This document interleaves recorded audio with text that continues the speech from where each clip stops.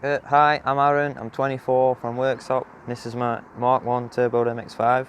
Originally, my friend bought one and I was a bit put off by it because obviously it's a hairdresser's car, if you like, because that's what everybody thinks it is. But I went in his and he had the roof down and we went down the bypass through where we lived in Worksop.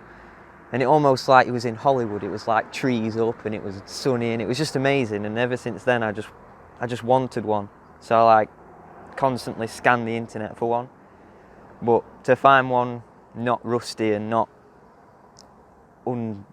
modified badly was difficult. So yeah, I wanted a Mark 1 because of the pop-ups, naturally, because everybody wants pop-ups.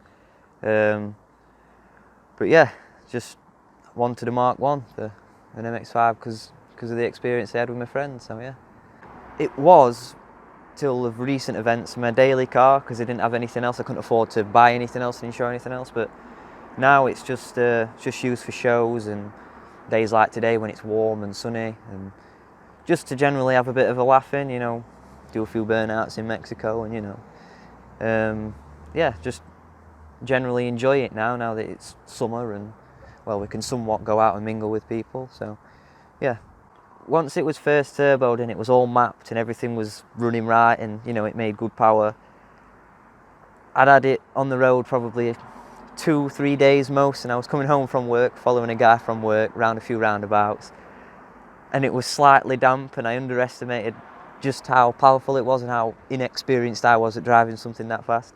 Immediately spun out, went up a curb, and that's why the splitter looks like that. So, you know, cracked all the front bumper and learnt a big lesson of getting a straight line before you put your foot down, and you know.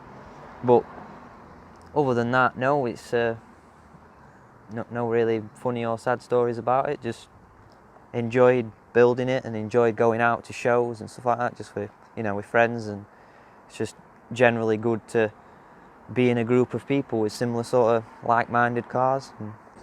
Well, this was the first rear-wheel drive car I ever owned and driven, so I respected it straight away because as soon as I got it home, I went to a show and it was wet and just spun out straight away trying to do something I didn't know how to do. Went up a curb, you know, luckily didn't damage anything, but then from then on I was like quite respective of it, and it's how dangerous it actually is. Even with it having not much power, it's still very dangerous.